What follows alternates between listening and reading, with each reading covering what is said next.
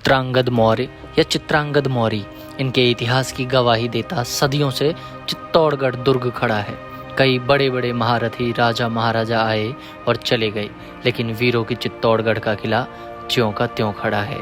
आज भी किले को छूकर बहने वाली हवा चित्रांगद मौर्य की वाहवाही करती है। चित्रांगद मौर्य अथवा चित्रांगद मौर्य के कई नाम हैं। इन्हें कई नामों से जाना जाता है, जिनमें चित्रांगद मौर्य, चित्रांगदा, चित्रांग, चित्रंग, चित्रंग मौर्य आदि। चित्रांगद मौर्य को चित्तौड़गढ़ का संस्थापक माना जाता है। मौर्य शासक चित्रांगद मौर्य के नाम पर ही इस शहर का नाम चित्रकूट पड़ा था। जब गंभीरी नदी की पूर्व दिशा में विशाल दुर्ग का निर्माण चित्रांगद मौर्य ने करवाया, तो इसका नाम बदलकर चित्तौड़गढ़ दुर्ग कर दिया गया। चित्रांगद मौर्य के काल से संबंधित जो सिक्के प्राप्त हुए हैं, उन पर इस शहर का नाम चित्रकूट अंकित है, जो कि चित्रांगद मौर्य के नाम पर पड़ा था। कई वर्षों तक उनके नाम पर इस शहर का नाम चित्रकूट ही था, जिसे बाद में चित्तौड़गढ़ कर दिया गया। प्रसिद्ध इतिहासकार कर्नल जेम्स टॉड ने अपनी पुस्तक में लिखा कि चित्रांगद मौर्य चित्तौड़ के स्वामी थे। राजस्थान के चित्तौड़गढ़ जिले में पहाड़ी पर स्थित यह किला लगभग 700 एकड़ में फैला हुआ है। इस किले की ऊंचाई लगभग 180 मीटर है। 7वीं शताब्दी में मौर्य शासक चित्रांगद मौर्य अथवा चित्रांगद मौर्य ने इस किले का निर्माण करवाया, जिसका प्रमाण उस समय के जारी किए गए सिक्कों से प्राप्त होता है। इन सिक्कों पर इसका नाम चित्रकूट अंकित है। कर्नल जेम्स टॉड के अनुसार चित्रकूट को राजधानी बनाने से पहले चित्रांगद मौर्य की राजधानी मोरवन, आज का डुंगला तहसील चित्तौड़गढ़ नामक गांव था। चित्रांगद मौर्य या चित्रांगद मौर्य कबीले के सरदार, जो चित्तौड़गढ़ के आसपास के क्षेत्रों के राजा थे, इन्होंने ही यह शहर बसाया था और इसका नाम दिया था चित्रकूट। संभवतः 7वीं और 8वीं शताब्दी में चित्तौड़गढ़ दुर्ग का निर्माण इनके सानिध्य में हुआ था। यह भारत का सबसे बड़ा किला है। चित्रांगदा मौर्य के महल के खंडर आज भी इस दुर्ग के ऊपर मौजूद हैं।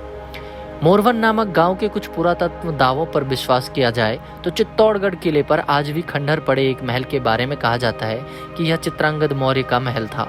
कुछ लोग इसे मौर्य का महल कहते हैं। वर्तमान में यह महल पद्मिनी महल से थोड़ा आगे प्रतीत होता है, लेकिन इसके संबंध में स्पष्ट रूप से कुछ भी कह पाना संभव नहीं। अगर बात की जाए, चित्तौड़गढ़ जैसे विशाल किले का निर्माण करने वाले राजा ने खुद के लिए महल अवश्य बनवाया होगा। राजा चित्रांगदा मौर्य ने किले पर एक तालाब का निर्माण करवाया था, जिसका नाम चतरंग मौर्य तालाब था। मान कवि के राजविलास को ध्यान से पढ़ा जाए या इसका वर्णन किया जाए तो इसमें राजा चित्रांगद मौर्य की सेना और चित्रांगद मौर्य के बारे में वर्णन मिलता है। राजविलास के अनुसार चित्रांगद मौर्य 18 प्रांतों पर शासन करते थे। चित्रांगद मौर्य की सेना बहुत विशाल थी। इनकी सेना में 3 लाख अश्व, करीब 3000 हाथी, 1000 से अधिक रथ और करीब 5 लाख पैदल सैनिक थे। इतनी विशाल सेना का नेतृत्व करने वाले चित्रांगद मौर्य के बारे में अनुमान लगाया जा सकता है कि उनका कार्यकाल बहुत ही अद्भुत रहा होगा, जिन्होंने चित्तौड़गढ़ जैसा विशाल दुर्ग का निर्माण करवाया। 8वीं शताब्दी के प्रारंभ में चित्रांगद मौर्य की मृत्यु हो गई। इसके पश्चात राजा मान मौर्य चित्तौड़गढ़ के शासक बने, जिन्हें बाद में बप्पा रावल ने पराजित कर दिया था। 1820 ईस्वी में चित्तौड़गढ़ के समीप पुठोली गांव के तालाब में एक शिलालेख मिला था, जिसमें चित्रांगद मौर्य के संबंध में लिखा हुआ था। चित्रांगद मौर्य जैसे शक्तिशाली राजाओं के इतिहास को इतिहास के पन्नों से गायब कर दिया गया है, लेकिन उपलब्ध साक्ष्य और प्रमाण के आधार पर अगर बात की जाए तो चित्रांगद मौर्य का इतिहास बहुत ही गौरवशाली रहा होगा। दोस्तों, आगे जानते हैं चित्तौड़गढ़ दुर्ग के बारे में कुछ अद्भुत बातें। गढ़ तो चित्तौड़गढ़, बाकी सब गढ़ैया, यह कहावत बहुत प्रचलित है। लेकिन ऐसा क्यों कहा जाता है? इसके पीछे की मुख्य वजह इस किले की बनावट, यहाँ का इतिहास, यहाँ की संस्कृति और कला है। संपूर्ण भारत का इतिहास उठाकर देखा जाए तो पूरे देश में किलों की कोई कमी नहीं है, लेकिन चित्तौड़गढ़ का किला चाहे स्मारक दृष्टि से ले लो या फिर सांस्कृतिक दृष्टि से, सभी तरह से महत्वपूर्ण और अद्भुत है। लगभग 700 एकड़ में फैले चित्तौड़गढ़ के किले को राजपूत शिल्प कला का अद्भुत नमूना माना जाता है।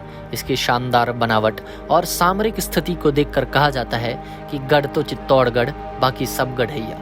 यह कहावत किसी व्यक्ति विशेष ने नहीं कही या फिर कोई ऐसा इतिहासकार या व्यक्ति विशेष मौजूद नहीं जिसने चित्तौड़गढ़ किले के लिए गढ़ तो चित्तौड़गढ़, बाकी सब गढ़ैया का शब्द प्रयोग किया हो। अपनी अद्भुत बनावट के अलावा महाराणा प्रताप भी लगभग यहाँ पर 2 दशक तक रहे। साथ ही यह किला मीराबाई की गाथाएं भी सुनाता है। चित्तौड़गढ़ के किले में भक्ति और शक्ति का बहुत ही शानदार संगम देखने को मिलता है।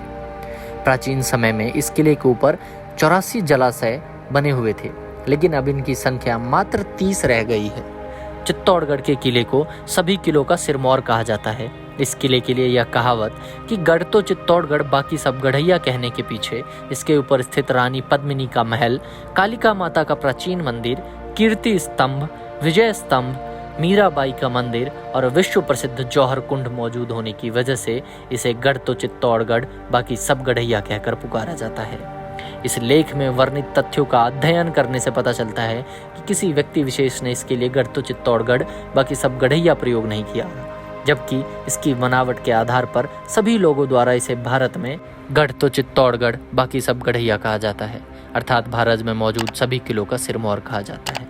धन्यवाद दोस्तों, वीडियो कैसी लगी कमेंट करके जरूर बताएं। मिलते हैं अगली गाथा में, तब तक चैनल के सब्सक्राइब बटन को दबाकर हमसे जुड़ जाएं।